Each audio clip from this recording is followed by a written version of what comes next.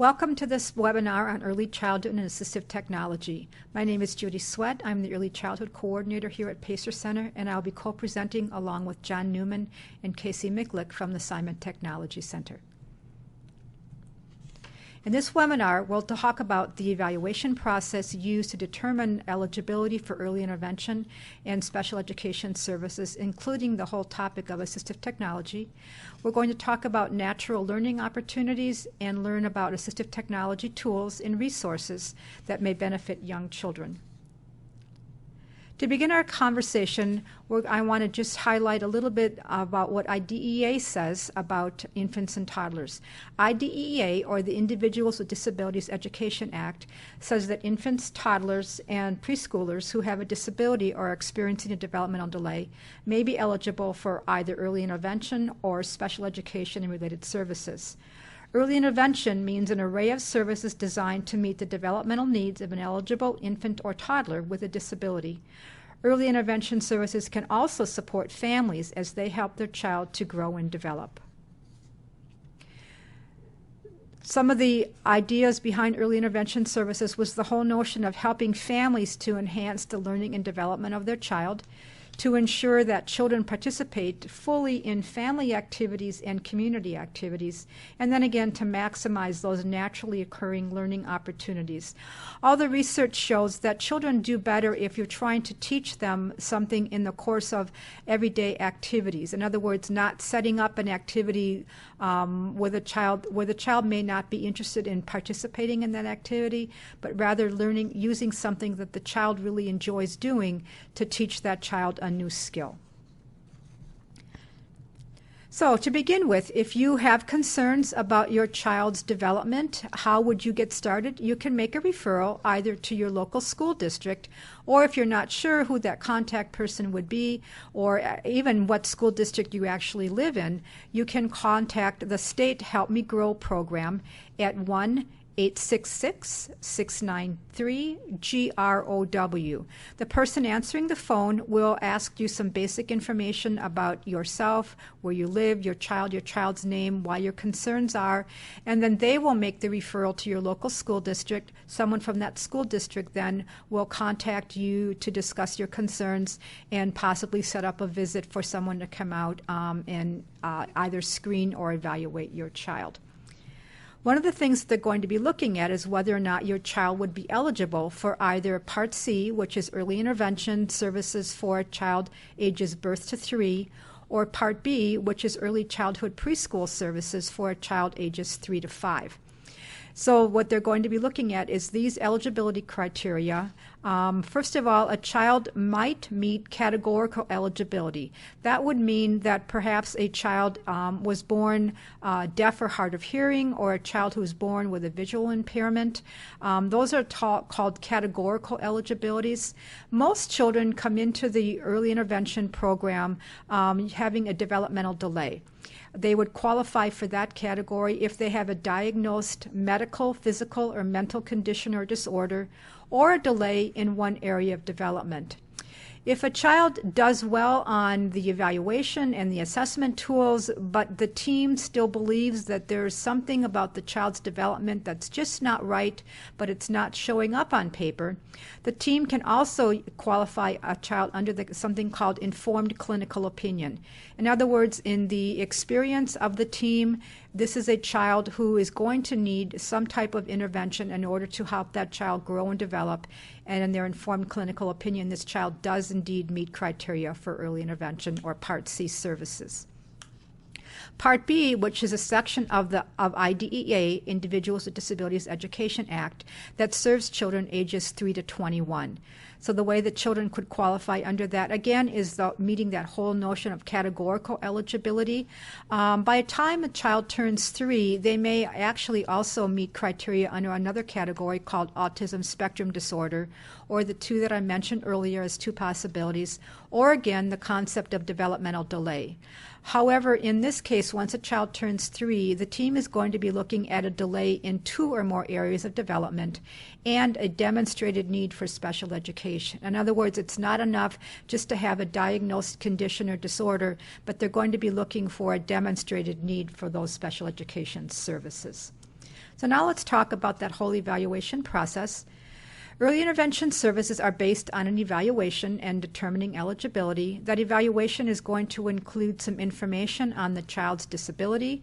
They'll ask for input from you as a family member on your family's lifestyle and culture, what you think is important in helping your child grow and develop, and what goals you might have for your child's development. So the evaluation, again, is a closer look at your child. The evaluation needs to be done at a time that works for you as your child's parents.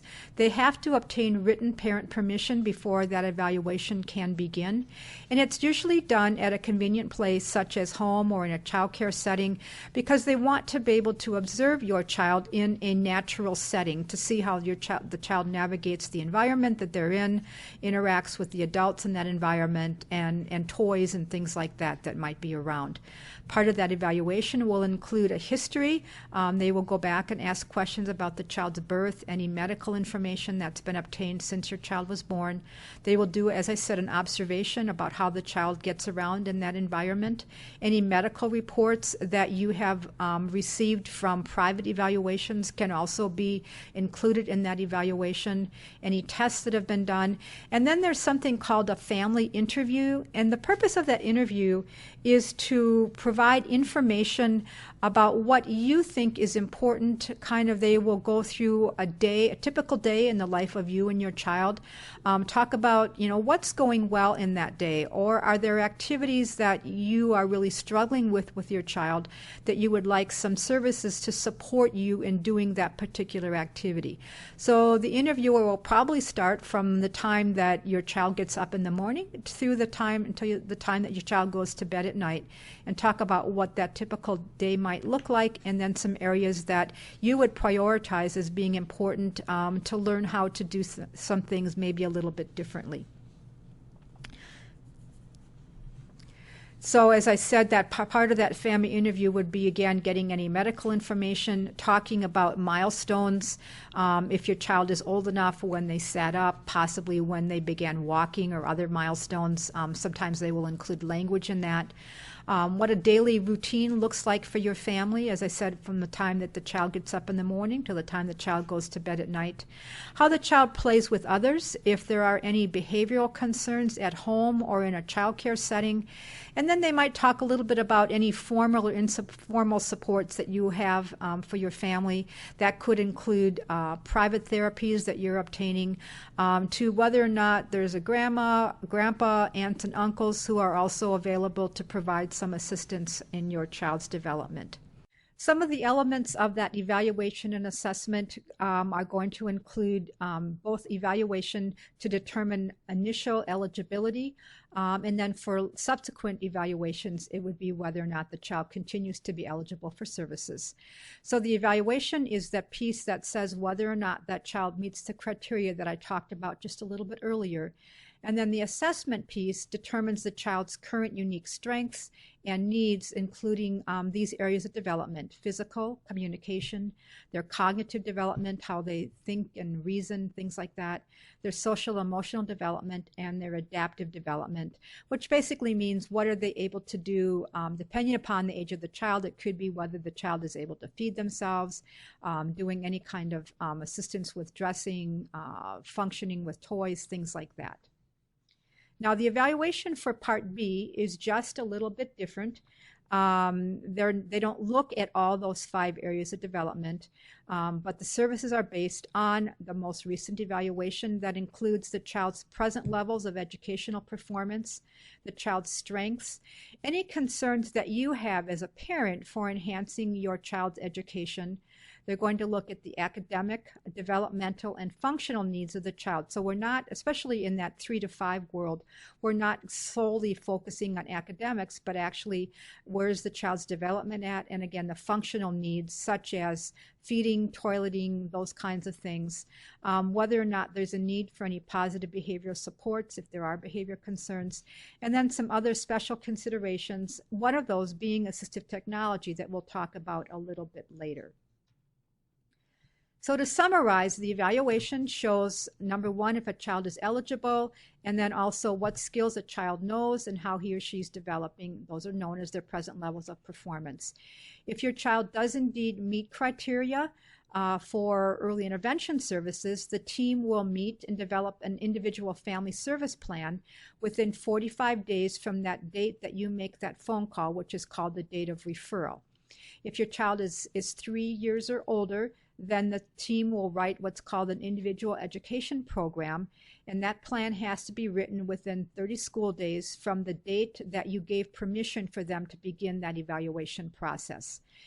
For some children, they may not meet that criteria and may not be eligible for services, but then it's important that you talk to the team about other ways that you could help your child learn and develop.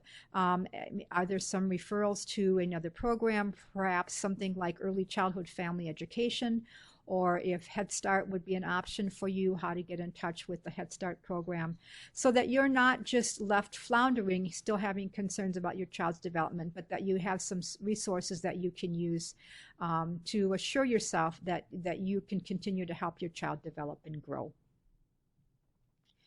If you qualify for early intervention services, you will receive an array of services that are designed to meet the developmental needs of your infant or toddler with a disability. Those services can also be used to support you as a family as you help your child continue to grow and develop. This is just a kind of a laundry list of potential services that your child may receive. Today we're really focusing on assistive technology as one service that your child might be eligible for. We may also highlight service coordination, as that is a service that is only available to families whose children receive early intervention services or infants and toddlers ages birth to 3. In special education, it's not called early intervention. Now we're talking about special education services. For children ages 3 to 5, we're really talking about specially designed instruction to meet the unique needs of your child. So those needs that were identified through that evaluation and assessment are then addressed through special education services. Those services are provided at no cost to you as a parent, and they are provided in a variety of settings. So depending upon where your child is spending their day, your child may go into a center-based program in a public school building. Services could be provided in the child care setting where you've enrolled your child, or if you chose to enroll your child in a private preschool, you could work with the school district to provide some services within that private preschool, or in a Head Start setting.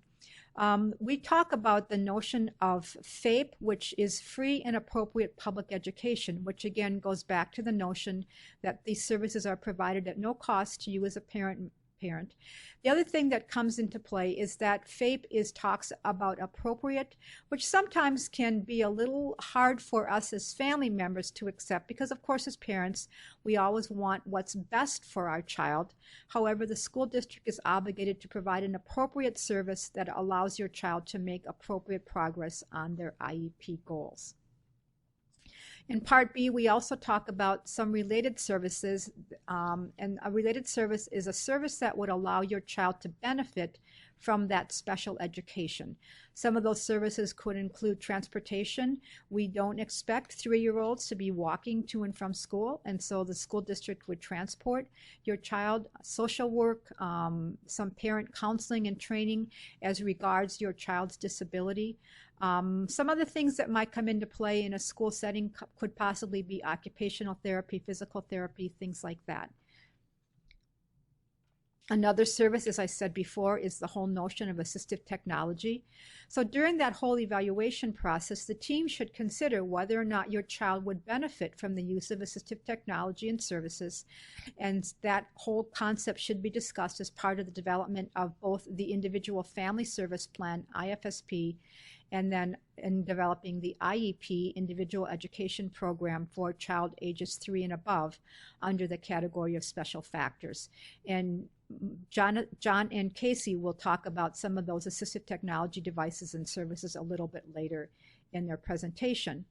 Some areas that you might want to consider the use of assistive technology for a child birth to 2 would be some of those activities of the day, getting up, bath time, playtime, playing outside. For a family that enjoys going to the park or maybe has equipment in their backyard and they want their child to be able to utilize that equipment to give the family opportunities to be out and about, there's no reason why they could look at assistive technology to help with that outside play. Bedtime, some things that might be helpful in helping your child to settle for bed. And then also looking at the whole notion of social supports and behavior. They're looking now at assistive technology, and again, John and Kasey will have some examples of that, but even some simple things as visual schedules and some things like that that could help support your child during the day to perform the tasks that you want them to be able to perform. For a child ages 3 to 5, assistive technology should really be utilized to help that child have meaningful participation in whatever setting they're at as a preschooler. So some of the things to be considered would be those activities that normally take place in a preschool or childcare setting, that outside play, circle time, art time, or other table activities. Lunch and snack time. Lunch or snack is a really important part of any type of preschool or childcare program, and it's also very much of a social activity. So we want children to be able to be successful in lunch and snack time, playing in the housekeeping area, the building area, with blocks or other things, and then again working toward that social or behavioral support and bringing to play some assistive technology to assist in that area. When we look at assistive technology, the children's outcomes should reflect their ability to participate and learn within activities and routines. And we'll talk a little bit more about some of those natural learning opportunities. So when we're talking about creating an outcome for a child, we want to talk about how could the use of assistive technology help the child to do those things. And once the team has determined what that child's outcomes for an IFSP or goals on an IEP, what those would look like, then the team can talk about how could we use assistive technology to help the child successfully achieve those outcomes or those goals. So it's not, the use of assistive technology is not its own goal or outcome. It's really about using assistive technology to support the outcomes on the IFSP or the goals on the IEP. It's about helping the child to have meaningful participation in the activities that they're involved in, either at home, childcare, or a preschool setting. So sometimes that you might want to talk about how. Sorry, the cursor is in. It was in the shot apparently. Oh, okay. So I'm just gonna move it out of the way. I'm not sure when it appeared, but so okay. Just pause for a moment. Just keep going where you are, and it should be fine. Okay.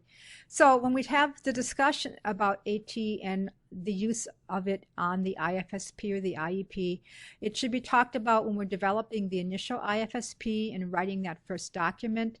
And then because the IFSP has to be reviewed every 6 months, it can be talked about at that 6-month review, at the annual review, or any other time when the service provider and the family are talking and looking at those outcomes and how the child is progressing on those outcomes. For an IEP, again, looking at it for the initial IEP, reviewing a child's progress on those goals on the IEP, looking at data. And then if a child is not being real successful in making progress on those goals, again, looking at are there additional ways that we could bring in support to either support the child or teach the child a skill. And then, of course, at that annual IEP meeting. I think the basic premise I want to get here is that even if it's not talked about or it doesn't seem appropriate when you're first writing the IEP or the IFSP, at any point in time during that next year, the team can come back again and talk about, well, we hadn't seen a use for assistive technology when we began the plan, but now as we're watching the child perform in whatever environment they're in, we're now seeing that there could be some ways to utilize assistive technology that could benefit the child and help them to make progress.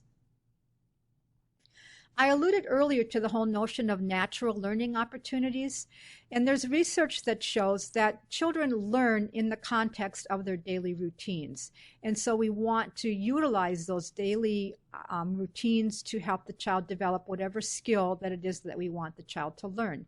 And so it's also important then that the folks working with that child have a good understanding of typical child development. And the reason that's important is that children skills develop in steps. And so we always want to know what is the next step, what is the foundational skill that the child needs in order to build on to go to the next level, and how possibly assistive technology could be utilized in there. And then, of course, knowing that children learn throughout the course of everyday life, both in things that are going on in their home, in the community, in a preschool, childcare program, wherever they happen to be. And all those routines and activities, children are learning throughout the course of that. So we want to focus on those natural occurring opportunities rather than setting up some type of contrived specialized instruction. When children are set aside, have a time set aside, say at a table with another adult, or in a small setting like that, it's often difficult, number one, to keep the child's attention because it may not be an activity that they're readily engaged in or have an interest in, but also it becomes difficult then to have that child generalize or learn how to use that skill in other opportunities.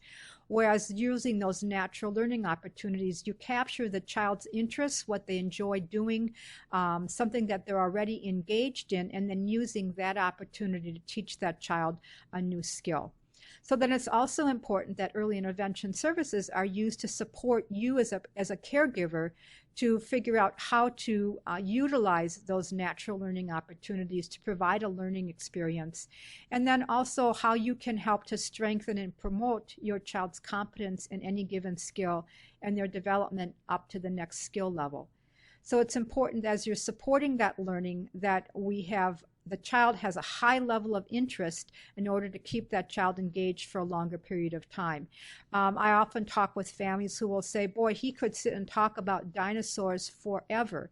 Well, then dinosaurs might be a great way to teach a child whatever skill it is that you're utilizing, rather than the adult coming up with some type of book that they want to read, and the child really has no interest, so you're going to lose the child's engagement in a real quick period of time. So when we talk about natural learning opportunities or natural environments, it's important to know that a natural environment is not natural if it was invented to meet special needs.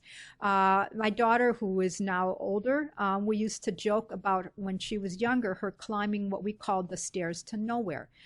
She went into a gymnasium. They had a set of stairs that really didn't go anywhere, and that's how she learned to climb the stairs. Now, knowing what I know, I would say, why didn't we use the staircase in our home? Her bedroom was upstairs, the bathroom was upstairs.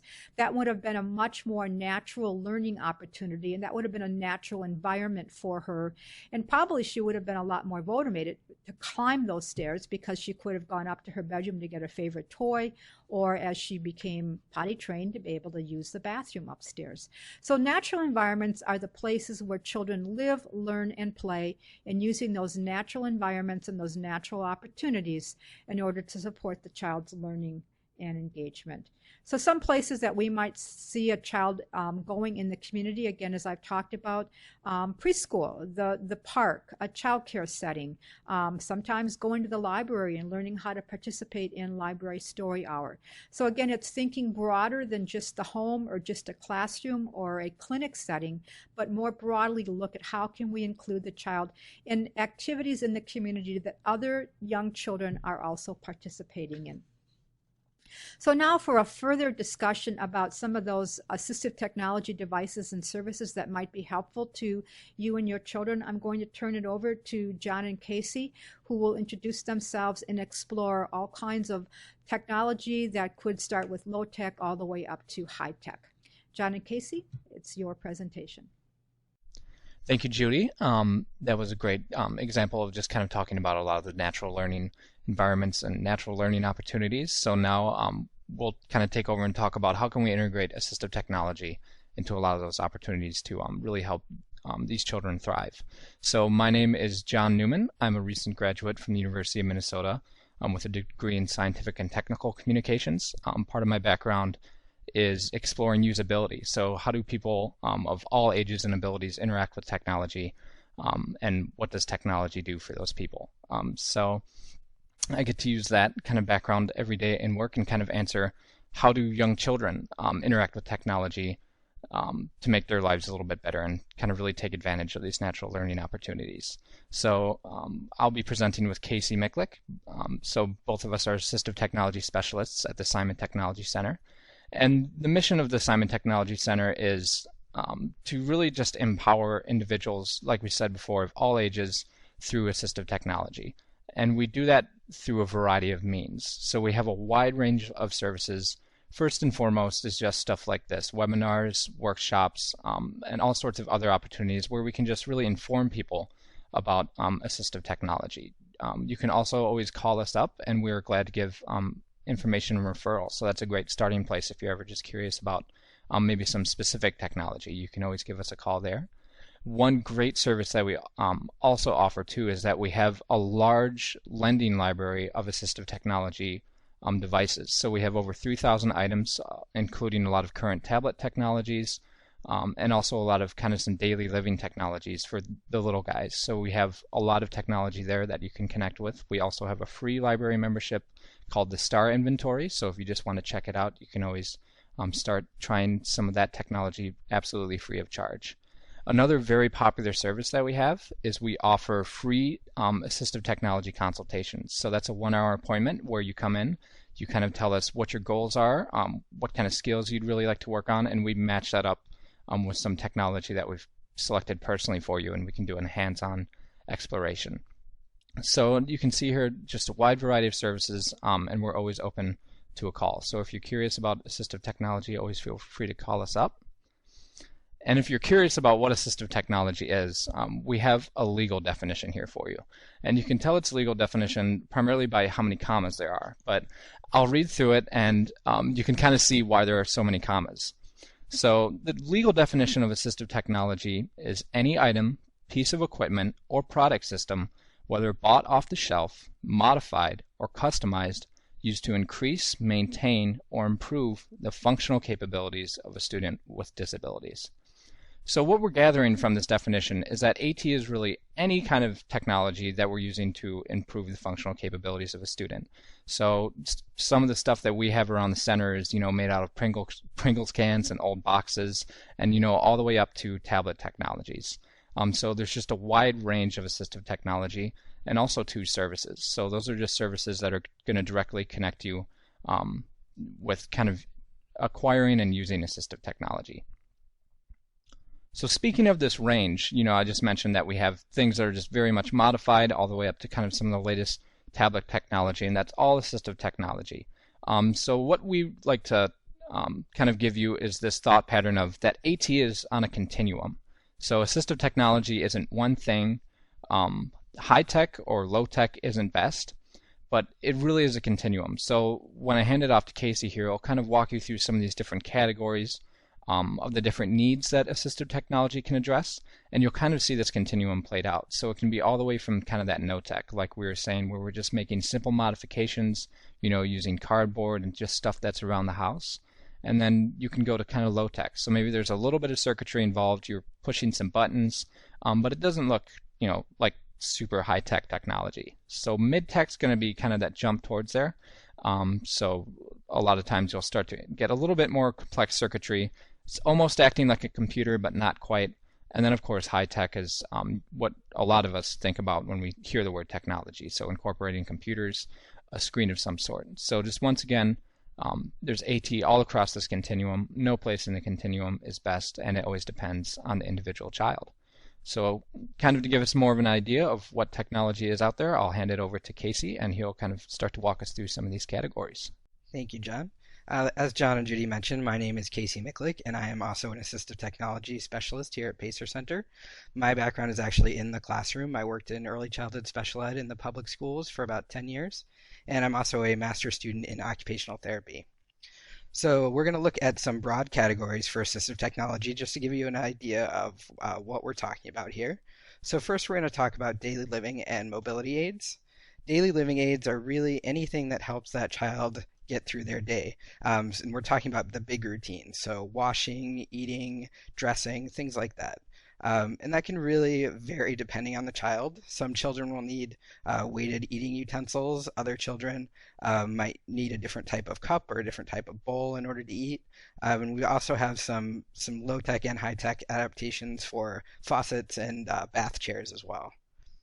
For mobility and ambulation aids, this is something that a lot of people, maybe the first thing that people think of when they think about assistive technology.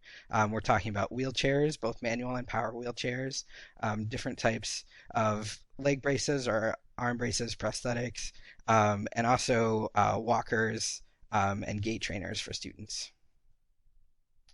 Next, we're going to talk about motor and positioning supports. And as you know, children really learn through play. So these both motor and positioning supports are all about involving that child in play, both individually, with parents, with providers, and with other peers. So for gross motor, that picture down there on your left-hand side is an adapted bike, which we see a lot in school-based settings with preschoolers who are really working on building those gross motor skills. We can also develop gross motor skills just by playing games with balls that may be adapted with a child sitting on the floor instead of standing up to roll the ball to another individual. Fine motor skills are skills such as writing, picking up small objects, maybe picking up a Cheerio with their fingers, and we have a lot of adaptive equipment that we can use to build those skills.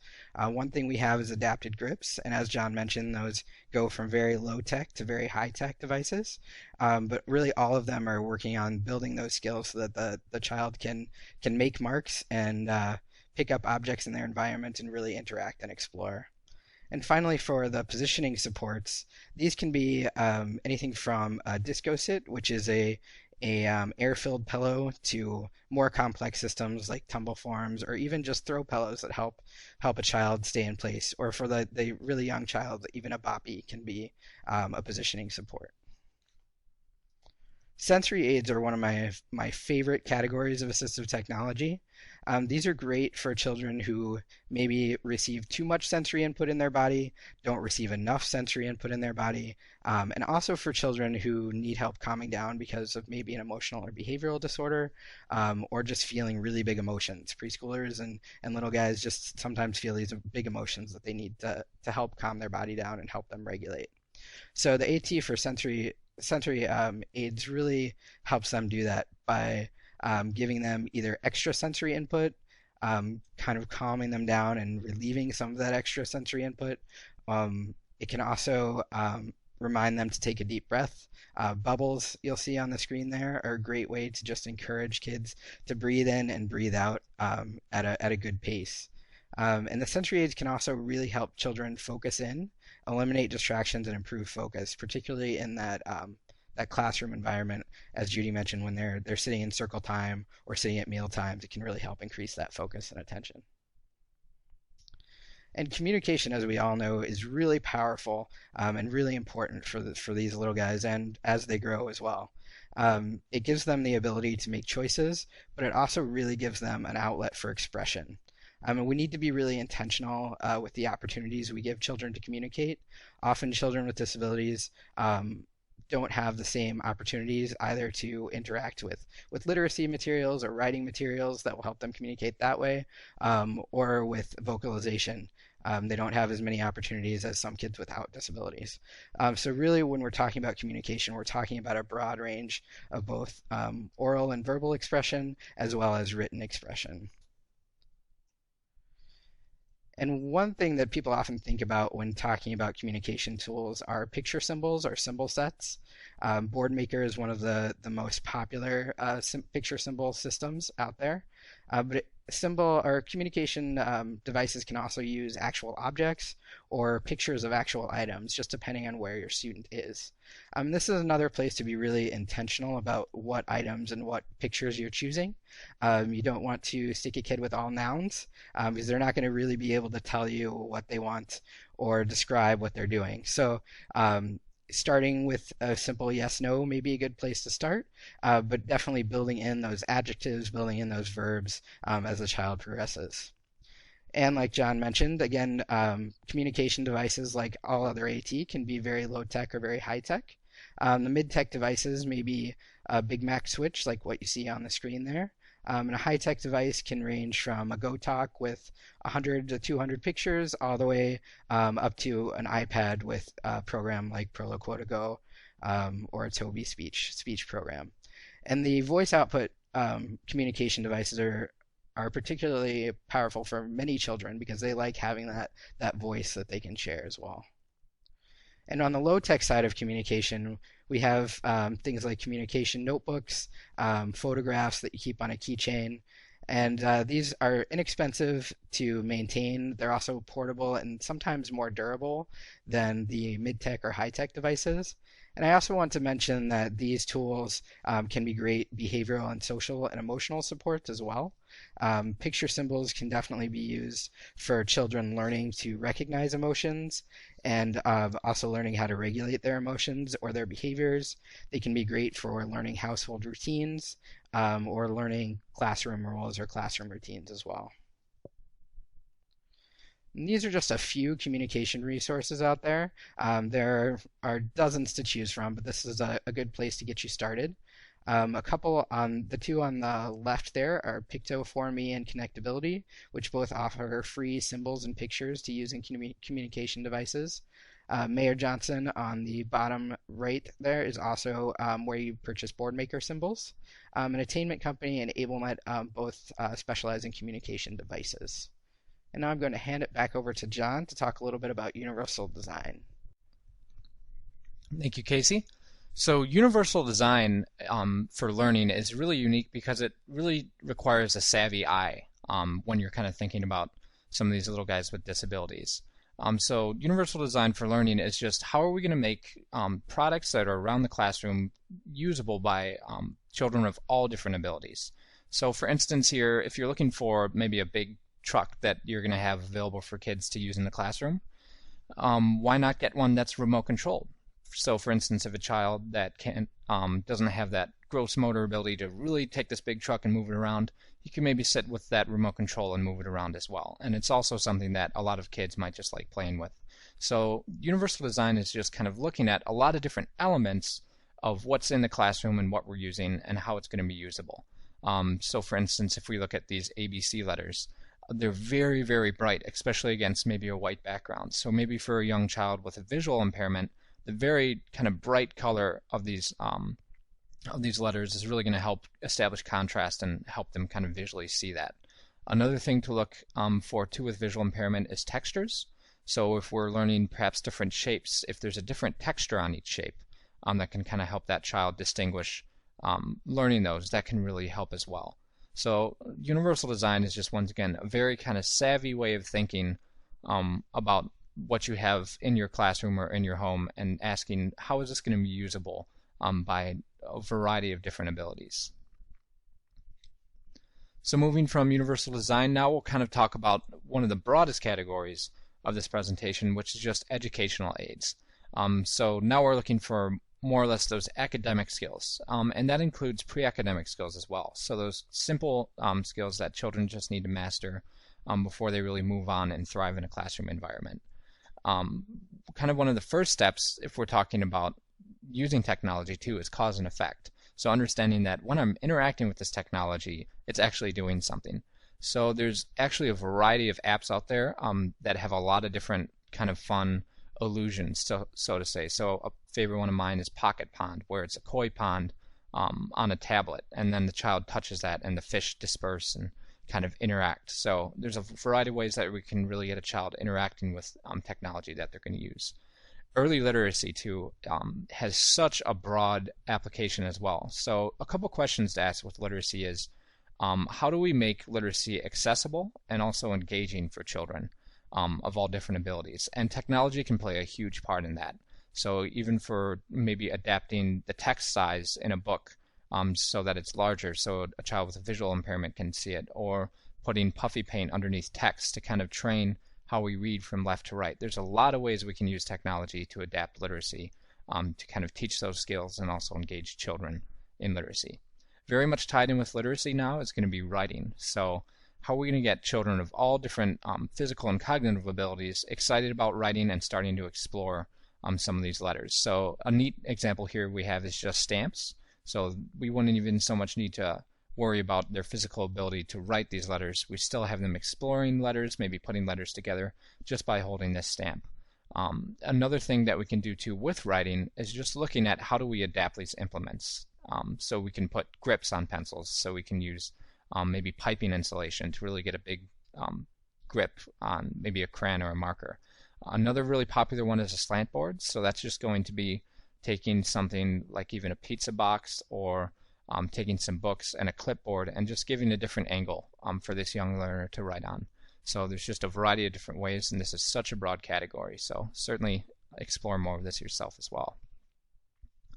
So kind of like Kasey has sensory as one of his favorite categories, computer access is one of my favorite categories. So what computer access essentially does is it illuminates a point that we like to stress with young learners, and that there's no prerequisites that young learners need to use assistive technology. And computer access is all about adapting a computer so it's usable from someone with any ability. So you can see here we have things like switches. If we look at our top right there, that's an adapted mouse. So we have a very colorful blue left click, red right click, that trackball's on top so the child doesn't need to move the mouse around as much. Really another interesting one is if we look in the lower left there, we have a brailler.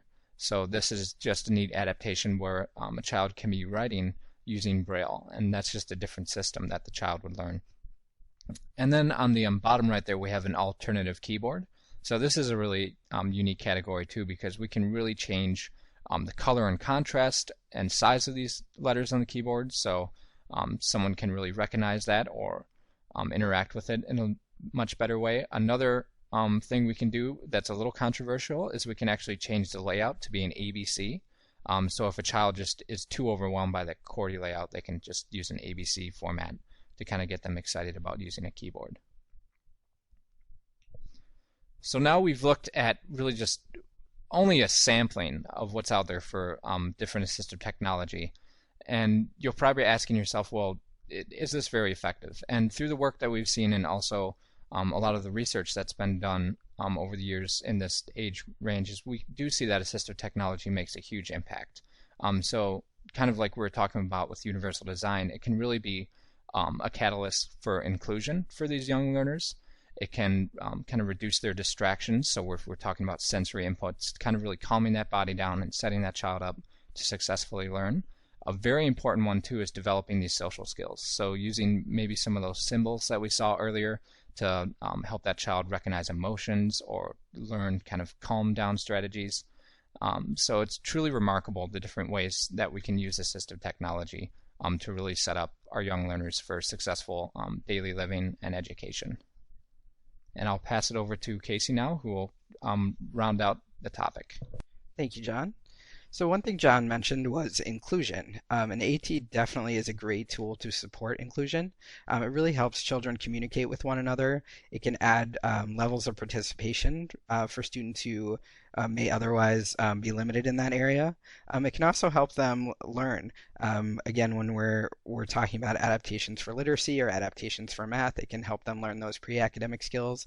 And for the younger kids, it really helps them explore their world and just learn about their environments as well.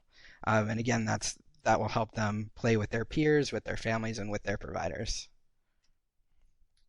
So what is the process for choosing AT for young children? Judy talked about this a little bit in the start, but I want to just highlight a few areas.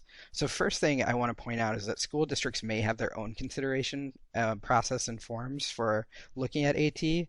However, all IEP and IFSP teams must consider and select the appropriate assistive technology for each child with a disability. Now, that consideration, it may be found that the child does not need assistive technology, and it may be found that they do, but all teams must include that consideration process. The Minnesota Department of Education has also compiled a assistive technology manual to assist in this process if you'd like more information. So the IEP and IFS team are required to discuss 4 areas. They're required to discuss the student's strengths, the educational concerns of parents, their most recent evaluation results, and what we call 5 factors of consideration. So there are 5 legal special factors for consideration during the IEP or IFSP process. The first one is assistive technology. Next is the child's behavior, their language needs, the need for alternative languages such as Braille or American Sign Language, and their communication needs. And we're going to also add in a few factors for consideration through the assistive technology process as well. And this can include the child's strengths, needs, and behaviors, including communication skills, as well as family strengths, needs, and wants. The child's natural environments, as Judy talked about before, are incredibly important. What environments this child is going to be using AT in. Also, the tasks that the child needs to complete in these environments. So are we talking about dressing? Are we talking about writing? What tasks are we looking to complete? And finally, as John talked about, the features of the AT devices, either through universal design or devices specifically made for child with particular disabilities, can be really important in consideration for AT. And now for recommended language in the IFSP or IEP. Again, they have to do that consideration, but it may be found that the child does not need that AT at this time. So if it's found that they don't need it, just a simple statement in the IEP or IFSP that says AT is not necessary at this time is definitely appropriate. If it's found that they do need AT, then something they could say is, it is necessary and the recommended AT devices and services are included in the following sections on the IEP or IFSP. And then it would, of course, be written in more detail in those sections following that. And I'm going to hand it back to Judy here just to wrap up our presentation.